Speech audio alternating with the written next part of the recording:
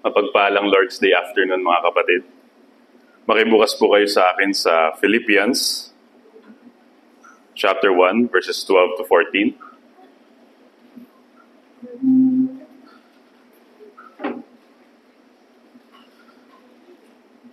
Bago natin basahin ang ating passage, tayo muna ay manalangin. Ama namin, maraming salamat po sa oras na ito. But again, we can hear your word. And we pray, Lord, that you help us understand through the work of your Holy Spirit in us. Because left to ourselves, Panginoon, hindi namin maintindihan. And we will be distracted with much cares of this world. So help us, Lord. And may your word convict us, Lord, all of us. And may you use me as a mouthpiece to declare your glories. Salamat, Panginoon. Bless us. In Christ's name we pray. Amen. So Philippians chapter 1, 12 to 14. Lilihis muna tayo sa ating series sa 1 John. And I want to preach this isolated passage from Philippians dahil napakalapit nito sa puso ko. And later on, I will tell you why. Firstly, babasahin ko siya sa Filipino Standard Version, then ESV. Verse 12, Philippians chapter 1, verses 12 to 14. Nais kong malaman ninyo, mga kapatid, na ang mga bagay na nangyari sa akin ay nagbigay daan sa paglalaganap ng Ebanghelyo. Ano pat naging malinaw sa lahat ng mga bantay ng pamahalaang Romano at sa iba pang tao na ang aking pagkabilanggo ay dahil kay Kristo. Kaya karamihan sa mga kapatid sa Panginoon ay nagkaroon ng lakas ng loob na ipahayag ng buong tapang at walang takot ang salita ng Diyos dahil sa aking pagkabilanggo. English Standard Version. I want you to know, brothers, that what has happened to me has really served to advance the gospel, so that it has become known throughout the whole imperial guard and to all the rest that my imprisonment is for Christ. Verse 14. And most of the brothers, having become confident in the Lord by my imprisonment, are much more bold to speak the word without fear. Blessed be the reading of God's word. So last month, September 10, kanina na-mention na ni Pastor Manny si Charlie Kirk. And September 10, tragedy struck us, tayo mga mananampalataya around the world. I don't know kung kilala niyo siya, but he's quite famous na debater na pinapalaganap ang Ebanghelyo sa pamamagitan ng kanyang pagpupunta-punta sa campuses, witnessing to the students, talking about political arguments and all those stuff, and bringing Christ into the picture. So ganun ka widespread ang at laganap ang kanyang ministry. At dahil sa kanya madaming naabot ng mga youth sa mga kolehiyo na lumapit kay Christ at i-reconsider ang kanilang mga paniniwala. So September 10, Charlie Kirk was assassinated. A great defender ng Christian faith. His death shocked us and upset yung Christian world. Dahil 31 years old pa lang siya, he's so young. He was shot sa kanyang neck and instantly siya ay namatay. And he came to be with the Lord. Sa isang interview, actually 1 hour before his death, he was interviewed. And binanggit niya doon, I quote, sabi niya, one of my favorite verse was Romans 8:28. God works all things for the good of those who love Him. Sabi niya, that's freeing for us Christians.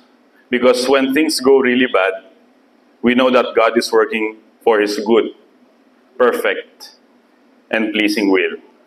It is liberating to know that God is sovereign and good. He is God and I am not. So I surrender to His will. That was less than an hour before siya ay na-assassinate. He said those very words. He spoke it. And God in His permissive will allowed the murder and assassination of Charlie Kirk. And a few days after that, nagkaroon ng special ceremony na nationwide na si mismong president President Trump ang nagpagawa nito to commemorate his loss and yung kanyang good na na-impart niya sa nation ng Amerika. And nung yung nagsasalita na ang kanyang asawa, isa sa sinabi ng asawa niya, whoever that man is, I forgive that man. Kung sino man ang gumawa sa kanila. Tapos sabi pa nga ni President Trump, hindi niya kaya yung sinabi niya na magpatawad ng ganun. But of course, that goes to show that he doesn't know what Christianity truly means. But for his wife to say that, napakalaking bagay nun. Kasi ang daming manonood nun, ang daming makakakita nun. And to immediately say, just a few days after ng iyong husband mo ay mamatay, to say that I forgive that man who shot him dead on the spot, is something na only Christians can do. Only those who have known God would do. No unbeliever can easily say that instantly. And because of that, lumaganap ang ebanghelyo sa kanila at nireconsider ng mga kabataan at ng mga tao doon na bakit siya namatay for that cause? Why was he killed? He was just talking about political debates and arguments and bringing Christ into the picture. And madami nag-surface na video na sabi nila, nireconsider nila ang Christianity because of his death, his tragic death. And naintindihan nila yung kanyang message na dinadala sa kanila. And it was because of that tragic moment na nagkaroon ng paglaganap ng ebanghelyo at reconsidering ng mga youth at ng mga iba pang tao sa kanilang ways. Ang ating passage ay sinulat ni Apostle Pablo during his first imprisonment. It was prophesied sa Acts early on, before siya nagkaroon ng first imprisonment, na siya ay may imprison. And he know that will happen. And marami pang bagay ang nangyari sa kanya na napaka sakit kung iisipin natin and tragic. And he was writing to a church at Philippi, to the Philippians, dahil sila ay loyal partners sila ay supporter kay Apostle Paul sa kanyang imprisonment. And he wants to encourage them. He wants to show them that even though this happened to me, even though this imprisonment of mine is tragic in a way, but the gospel is being proclaimed faithfully and lumalaganap pa rin ang gospel. And he wants to encourage them that Paul is in prison for preaching Christ, but instead of despairing, he sees his chains, imprisonment, as an opportunity for gospel proclamation. He sees his chain as his imprisonment has advanced the gospel and not hindered it at all. Yung mga Roman guards na nakabantay sa kanya, naka-chain yun sa kanya. He was in house arrest, under house arrest. And Roman soldiers were chained to him. Meron silang rotation. And sa story, sa mababasa natin sa passage, every one of them, nasyaran niya. Lahat ng rotation, hindi natin alam kung gaano kadaming rotations per day. It might be twice a day may rotation or once a day for 2 years. So that means for 2 years, every day there's a rotation of soldiers. Paiba-iba sila. Meron silang rotation. And they all heard the gospel. Walang sawa niyang pre-proclaim sa mga Roman soldiers na nagbabantay sa kanya, na nakagapos sa kanya. Other believers, seeing Paul's courage, became bolder to speak God's word without fear. So Paul here reframes yung suffering as strategic. Yung suffering actually can be strategic, and that's what Paul is trying to say here in this passage. Showing that God's sovereignty uses hardship to spread Christ's message. This sets the tone for the whole letter. So itong passage na to, it sets the whole tone na because of his suffering, because of God's sovereignty in his suffering, God uses then his suffering to spread the gospel sa kung saan siya. Kaya ang tone ng letter na to ay joy, confidence, and gospel-centered perspective despite ng mga trials na pinagdaanan ni Apostle Pablo. And as a Christian, it is our common understanding that trials or sufferings and tragedies bring about the good that God purposed it to be. So we know that. We know that God uses the sufferings that we experience in life in order to bring about the good. Pero marahil hindi natin nakikita na ang mga trahedya sa ating buhay ay pwedeng maglingkod sa ikakalago ng Ebanghelyo. We know that it is for the good, but sometimes we forget that ang trahedya pala ay pwedeng gamitin ng Diyos, especially to expand His kingdom through the proclamation of the gospel. Para sa mga nakakakita sa atin na hindi mananampalataya, at para rin sa mapatatag ang pananampalataya ng mga kapatiran. Subalit ito ay nangailangan na tayo ay handa na ipakita ang ating Christian resolve despite the tragedies that may come our way. And it's not easy. Madali siyang sabihin na magpakatatag tayo when tragedies come, but it is serious. And iba-ibang level ng seriousness ang pwede nating maranasan na sufferings dito sa mundo. It takes maturity in the Lord to stand when life falls apart. When our life is crumbling before our eyes, it takes maturity in the Lord. When we lose loved ones, persecutions, we face persecutions, pain, sickness, betrayal, or financial loss, or anything that we might experience and give a negative impact sa ating buhay, yun ay mga sufferings and tragedies that can come our way. And those can give so much sorrow sa atin, mga mananampalataya. But our passage today gives us a new light of seeing our struggles. Pinibigyan tayo ng perspective ni Apostle Pablo sa passage na ito na ang tragedies pala ay pwede nating gamitin para sa ikakalago ng Ebanghelyo. Kaya I entitled this message, When Suffering Serves the Gospel. When Suffering Serves the Gospel. Tignan nga ba natin kung anong pinaka-main idea ng ating tatalakayan na passage ngayon. So meron ako English at Tagalog na main idea. God, in His perfect will, allows tragedies to happen to His people. Though painful and undesirable, we must see them as opportunities for the advancement of the gospel. Through them, our steadfast faith becomes a testimony to unbelievers and a source of strength to fellow believers. Tagalog naman. Ang Diyos sa kanyang ganap na kalooban ay pinapahintulutan ang mga trahedya sa kanyang mga anak. Bagamat likas na hindi ka nais-nais, dapat nating makita ito bilang pagkakataon para sa Ebanghelyo, kakalaganap ng Ebanghelyo. Sa pamamagitan nito, nakikita ng mga tao ang tibay ng pananampalataya, ng ating pananampalataya, at napapalakas din nito ang mga kapatiran. Or in short, life's tragedies are gospel opportunities. Life's tragedies are gospel opportunities. Titignan natin ang yung tatlong verse, and each verse has their own heading. Sabi dito sa verse 1, sa verse 12,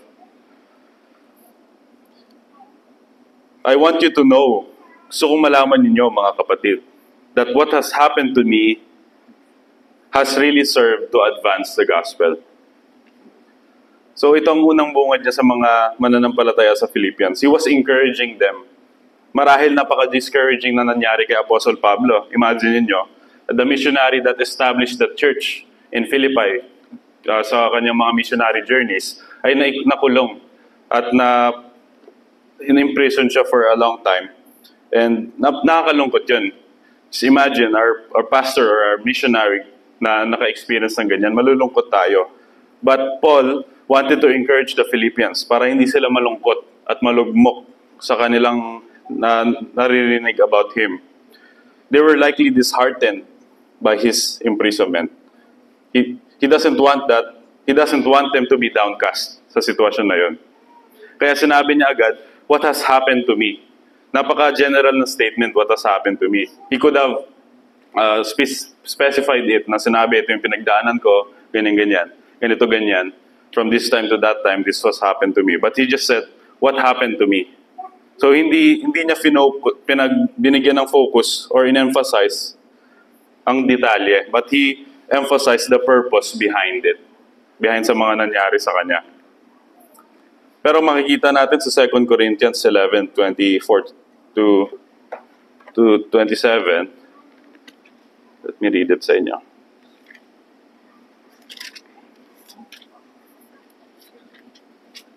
(24 to 27). Sabi dito ni Apostle Pablo, 5 times I received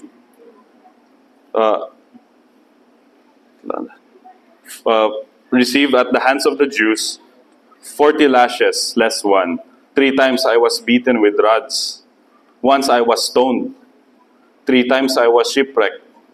A night and a day I was adrift at sea, on frequent journeys and in danger from rivers, danger from robbers, danger from my own people, danger from Gentiles, danger in city, danger in the wilderness, danger at sea, danger from false brothers, in toil and in hardship, though many a sleepless night, in hunger and thirst, often without food, in cold and exposure.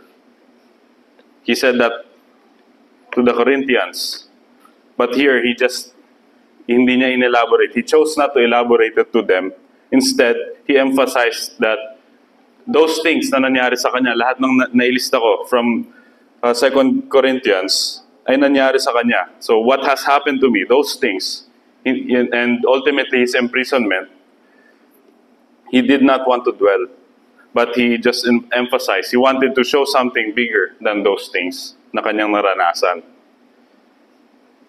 And he said, going to verse 12, it has really served to advance the gospel, has really served to advance the gospel. So what he was saying, those things na nangyari sa kanya, has served to advance the gospel. Napaka-shameful ang ma-imprison. But Paul leveraged it. So lahat ng mga nangyari, ginamit na yon. He took to his advantage those things that happened to him in order for the gospel to advance. So it really takes maturity for someone to do a 180 turn sa kanilang tragic na karanasan at gamitin ito to advance something. And what looked like defeat sa kanyang side, he could have been defeated in a state na nalugmok siya, but became his opportunity to advance the gospel. Sa years ng persecution niya, pain and false accusations, yet viewed it all through God's purpose. Lahat ng yun ay tiningnan niya as God using it for the advancement of the gospel. Ang challenge sa atin mga kapatid, are we willing, like Paul, to leverage tragedies in life for the gospel advancement? Are we ready to leverage tragedies in life for the gospel advancement? Nare-recall ba natin? Do we recall a time when you used suffering to proclaim the gospel?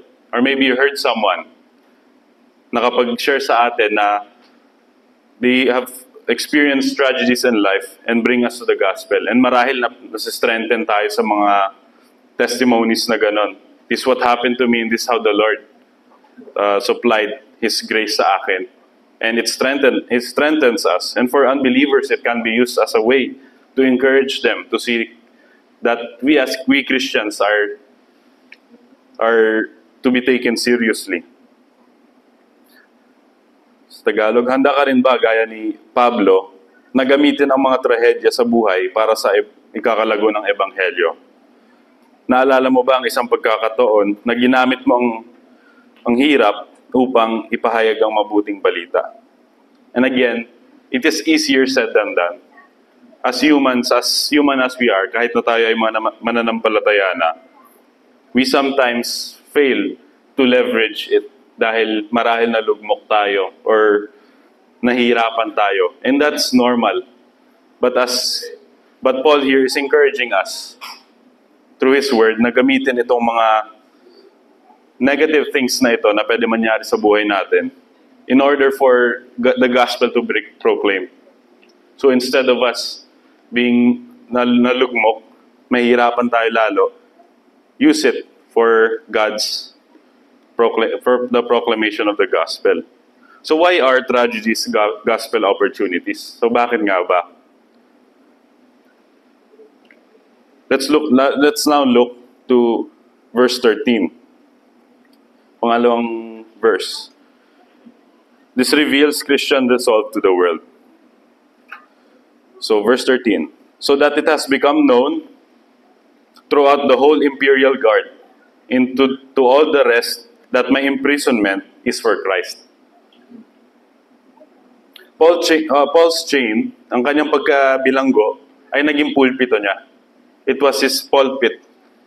And what looked like a setback, what looked like something nakahiya-hiya, what looked like na something na pwede kang malugmok, became his testimony. His chains made Christ known sa mga taong nakasalamuhan niya. Napalagana pa ang pre-immanent ng ating Panginoon sa pamamagitan ng kanyang chains. Sabi niya dito sa verse 13, it has become known. So sa Greek word, it says, to become clearly visible or widely known. To make it publicly known. So yung witness niya ay hindi niya tinago. Hindi niya tinago ang kanyang witness, but he made it public. Sa lahat ng may questions about his imprisonment, nalaman nila kung ano nga talaga ba ang reason. And he made it public na maintindihan nila kung ano ba, saan nga ba talaga, at ano ang reason. And that reason wasn't shameful at all. When we suffer faithfully, our faith becomes visible to others. So because of his suffering, and he suffered faithfully, his faith became visible sa mga tao doon sa paligid. And firstly, throughout the whole imperial guard. So sila ay yung mga elite guard, imperial guard, na naka-chain sa kanya, naka-rotation sila. And imagine the gospel conversation that happened. Isipin natin yon. 24 hours, how many different people ang kanyang nakasalamuha within the 2 years. Every day there was a rotating imperial guard. And let's imagine kung lahat sila nakarinig. And because narinig ng iba, pinikwento rin nila sa iba nilang nakakasama. It might be their family. Most likely, madami na convert sa kanila. Madami na convert. And yung mga na-convert na yun, nagpalagana pa ng ebanghelyo. At ipinaalam pa sa mga tao sa paligid yung mga nangyari kay Apostle Pablo. And the gospel spread through that tragic situation that na kanyang naranasan. And hindi lang sa Imperial Guard. And to all the rest. It refers to the officials, citizens, even believers in Rome. The news spread. This man suffers for Christ. Yun ang message. Not for crime. This man suffers for Christ. Apostle Paul was suffering for Christ. Hindi naman kasalanan, hindi naman crime ang ginawa niya. And yun ang nalaganap sa kanilang kung saan siya nagapos. So one faithful man's testimony reached a whole city. Siyempre 2 years and different guards and different audiences na pakinggan yun.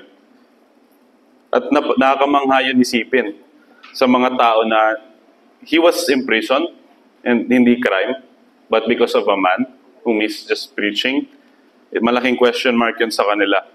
And because of that, it made them consider yung ebanghelyo na kanilang narinig.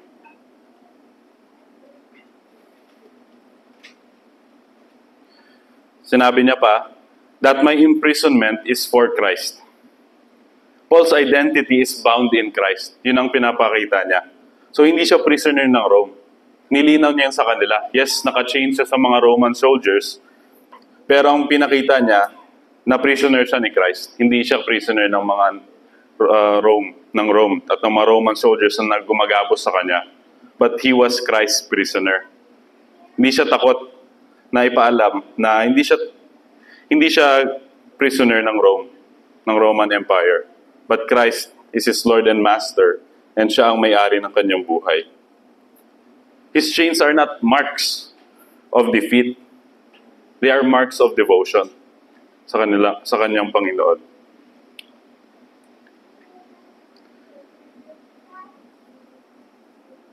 How we can interpret our suffering determines how others see Christ in us. How we interpret our suffering determines how others see Christ in us. If we see only pain sa ating mga trials, people will see despair. Makikita nila yung pagkalugmok natin. And maybe yung kahit mga mananampalataya, if they only see pain, you might be the source of stumbling at magagasip ka pa dahil nga sa pinapakita mong weakness as a Christian in your Christian resolve. But if we see purpose, if you have Christian resolve while enduring those tragedies that may come our way, they will see Christ.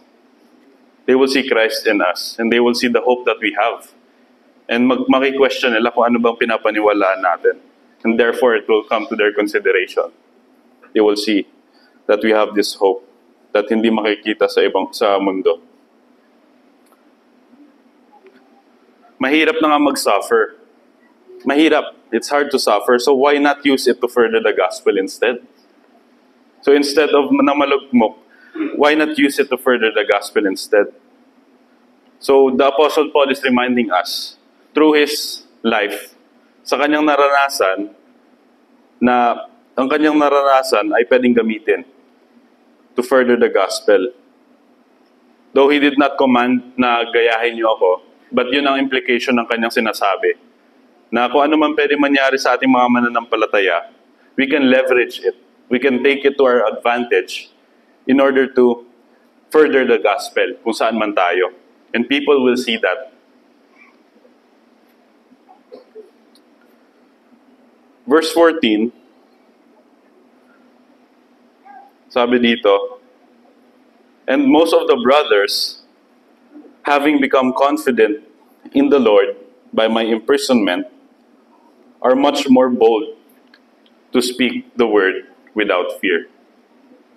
And most of the brothers, having become confident in the Lord by my imprisonment, are much more bold to speak the word without fear. So God uses one believer suffering to spark boldness in many. Instead of Paul discouraging others, Paul's imprisonment encouraged them. Because Paul took it as an opportunity to spread the gospel. And nakita yun ng mga kapatiran. And they were encouraged and emboldened by it. Imagine niyo if Paul, instead of using it to his advantage, ginamit niya yun para ma-discourage sila na malugmok siya. Siyempre, si Apostle Paul, siya ang nagdala sa amin ng ebanghelyo. Tapos siya yung nadi-discourage. Mahahawa sila ng kanyang fear kung gano'n ang disposition na pinakita niya. But instead, he showed them that you can leverage tragedies in life. Tapos na-embolden sila to do the same. To further the kingdom, na hindi matakot sa mga kapangyarihan na pwedeng gumabi sa kanila. Dito sa worldly speaking. But to trust in Christ who will keep them until the end. His courage under chains gave courage to others. The world expects persecutions to silence believers, but the world often spreads Christianity even more. Napaka maganda example lang nangyari kay Stephen sa Book of Acts, chapter 7, if I'm not mistaken, where he gave a long sermon about Christ and about Jewish people. And because of kinamuhian nila si Stephen dahil nga sa kanyang convicting words na sinabi sa kanila. And because of that, he was stoned to death. And he even said, I forgive them sa kanilang ginawa sa akin. Don't take it to their charge. Yung kanilang ginawang pag-stone sa akin. Instead of silencing yung mga mananampalataya, mas lumaganap pa. So yung something tragic na pwede sanang magpahinto sa pag-spread ng Christianity, actually made it spread even more. Nagpalakas lang ito ng katatagan ng mga mananampalataya na ipalaganap ang ebanghelyo because of what they have witnessed. And the tragic thing that happened to him, God used it to further the gospel sa labas ng bounds ng Jerusalem. Dumaganap pa outside Jerusalem. Sabi dito ni Apostle Paul, most of the brothers. So sinasabi niya, and it refers to the believers in Rome who saw Paul's example firsthand. So yung kanyang courage ay contagious, nahawaan ng most of the brothers, hindi lahat. Most of the brothers have been impacted sa kanyang courage to proclaim Christ even sa kanyang kalagayan. Paul's resolve moved them to act. Further on, having become confident in the Lord. Their courage wasn't self-made, it was anchored in Christ. Paul's example reminded them that God's sovereignty, even in suffering, natandaan nila ang pagkasoberano ng Diyos sa example ni Paul in his suffering. Their confidence grew, not because yung danger ay nawala, not because it vanished, but because they saw Christ reigns. He reigns amid the pain. By my imprisonment, Paul's suffering became the means God used to strengthen others. His imprisonment was not meaningless. Hindi walang kabuluhan ng kanyang pagkabilanggo at hindi na chain ang gospel. It was fruitful. It was the means para ma-further ang gospel. Kaya mga kapatid, our faithful response to hardship might be God's way of preparing others for their own battles in life. Just an example, last week I remembered Pastor Manny sharing his condition na nahirapan siya huminga. And he's sharing that it might be the Lord coming to take him soon. It was sad to hear, but for me, it's even strengthened me to really to look at myself and see the condition that I am. I'm still healthy. So what am I going to do with my life? That's just an example na pwede nating makuha dito sa passage na ito, that when other people suffer or have tragedies, we can use it, and God can use it to prepare us for our own battles in life. Sa mga sufferings na pwede natin mapagdaanan, God can use other people's hardship. Kaya nga may tinatawag na wounded healers. We as Christians, ang mga pastor, I heard of research na tinignan nila ang past ng congregants, ang mga members at mga pastor. And it was a study about trauma and yung mga na-experience nila sa past. And nakita nila that majority ng mga manggagawa, mga pastors, mga ministers, mas madaming pinagdaanan na hardship sa buhay. And compared sa congregation, mas below average sila compared sa mga pastor. And it just goes to show that people who have experienced so much hardship in life, especially mga mananampalataya, they are actually wounded healers. They can help people in their weaknesses and in their trials because they themselves have na-experience sila mismo firsthand what it means to suffer. Therefore, they can minister faithfully and meron silang masasabi sa mga taong nagsasuffer.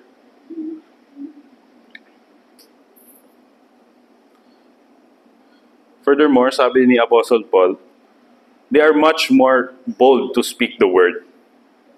So sa Greek word nito, ibig sabihin to dare, to have courage. So what Paul instilled in them was courage. So believers dared more.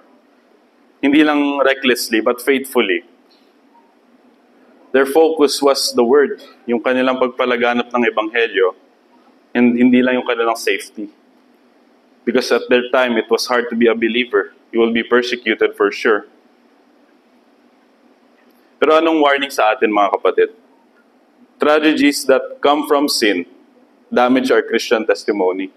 So hindi lahat ng trahedya na pwede mangyari sa atin ay sa ikakalaganap ng Ebanghelyo. But trahedya na nanggaling sa kasalanan, they damage our testimony. Nakakasira ito. So instead, the unbelievers will have a reason to mock Christ instead of believing in Him. So ang mga nangyayari sa mga sikat na preachers na nagkaroon ng scandal, nasirang kanilang reputasyon, yun ang nagiging reason for unbelievers to mock Christ even more at mapalayo sila sa kanila. They will use that example na malayo pa sa kanilang pagkakilala sa Diyos. Sa mga mananampalataya na yan, if tayo na naka-experience firsthand, it may become a stumbling block for us. So sa halip na ma-encourage tayo, mapoprovoke pa tayo na ma-stumble at magkasala. At maging, kapag tayo naman na mananampalataya, we see a believer, or tayo mismo, minsan napapakita natin ang ating resolve ay hindi malakas. We have weak resolve sa mga nangyari sa buhay natin na masama. Either magkaroon ng self-pity o magkaroon ng pity party or defeatist attitude. Naging pessimistic ka na sa mga nangyayari sa'yo. And believers will see that as a stumbling block. Manghihina sila doon. Instead of them being strengthened by it, it would be a source of gossip. It would be a source of sin sa kanilang buhay. Worse, if tragedy results from sin, it dishonors Christ before the world. It dishonors Christ before the world.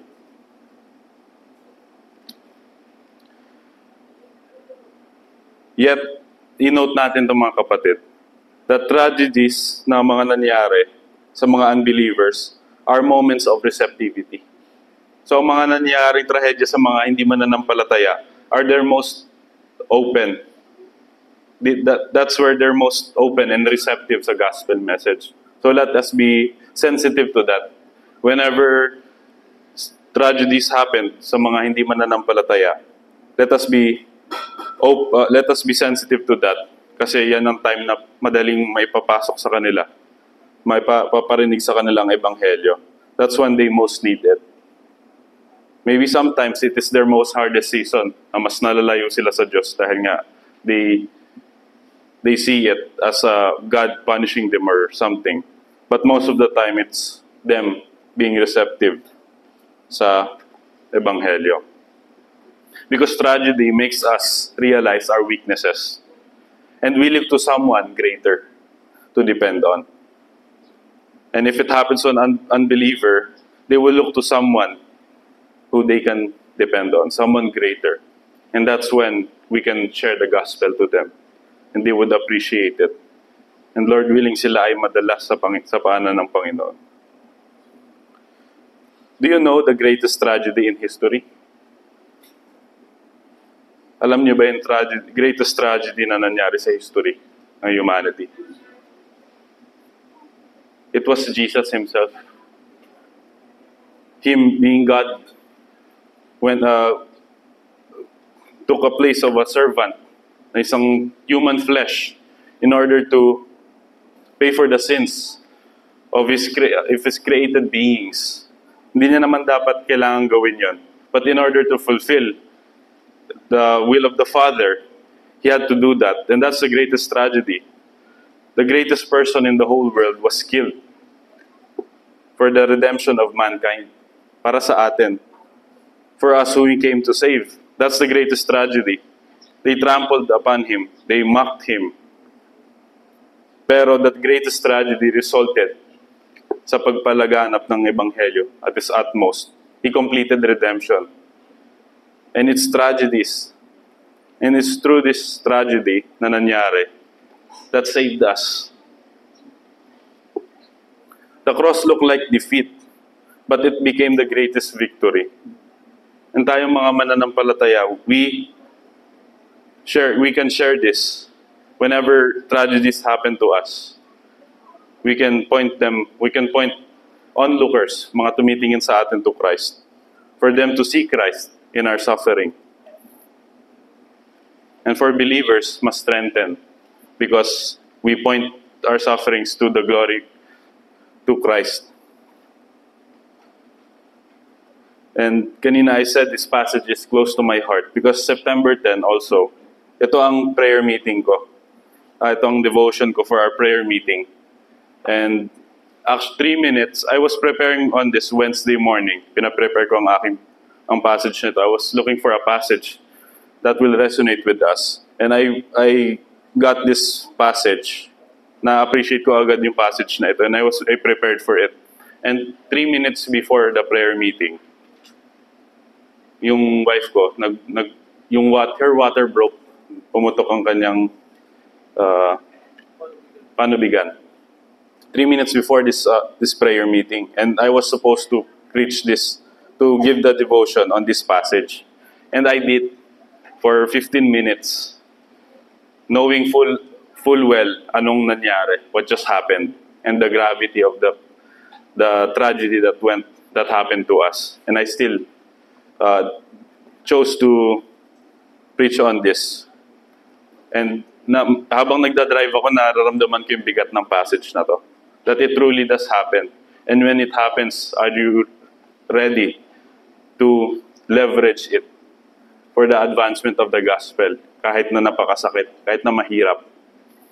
Even though it's a painful time, will you leverage tragedies that come our way?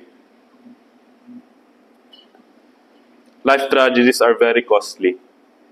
Far be it from us na magkaroon tayo ng trahedya sa buhay. But that's the reality of life. It will come whether we are ready or not, whether we expect it or not. It will come to us. But when that happens, do we have the Christian resolve? Meron ba tayong katatagan ng isang mananampalataya that others will see Christ in us? Makikita ba si Kristo sa ating suffering? Will we point others to Christ? Or we will just waste it away, sasayangin ng opportunity na palaganapin pang ebanghelyo sa ating suffering. Our suffering should not waste away. If we anchor it sa ating Panginoon Jesucristo, it can further the gospel. We can share our testimonies to others, and it will be an encouragement sa ating mga mananampalataya. That's why when you hear stories about missionaries or testimonies ng mga tao about what happened to them and this is how the Lord worked and how they have used this tragedy sa kanilang buhay, mas naengganyo tayo to even press on as a believer. Kaya we have a twofold challenge, mga kapatid. If you are suffering now, will you let it point others to Christ? Will you show Christian resolve? If you are suffering now, will you let it point others to Christ? Will you show your Christian resolve? Number 2, if you're watching someone suffer, will you be present and point them to the gospel? If you're watching someone suffer, will you be present and point them to the gospel? Tayo manalangin. Ama namin, maraming salamat po na napakalinaw ng iyong salita. And alam namin, Panginoon, na sa aming sariling kakayanan, kapag iniwan mo kami sa aming sariling kapasidad, ay hindi namin magagawa ang hinahanap ni Apostle Pablo na isang Christian resolve na even in the midst of sufferings in life, ay magkaroon pa rin ng katatagan to stand firm in Jesus Christ. And ipakita siya at i-point ang mga tao sa Kanya. May we have this Christian resolve, Panginoon, na we will be able to stand firm and to hold on to our faith and to point others to Christ. And help us, Lord, to see that when unbelievers experience this tragedy, may we be sensitive to point them immediately to Christ because it is their most receptive time. Help us, Lord. We know it will come to us sooner or later. Tragedies will strike like lightning sa aming buhay, whether we expect it or not. So help us, Lord, to be ready and help us to leverage it, to take it to our advantage, ang mga trahedya na pwede mangyari sa amin, in order for us to be of great encouragement sa aming mga kapatiran. and for the unbelievers to see us with the hope that is unwavering in Christ. We praise you, Lord. In Christ's name we pray. Amen.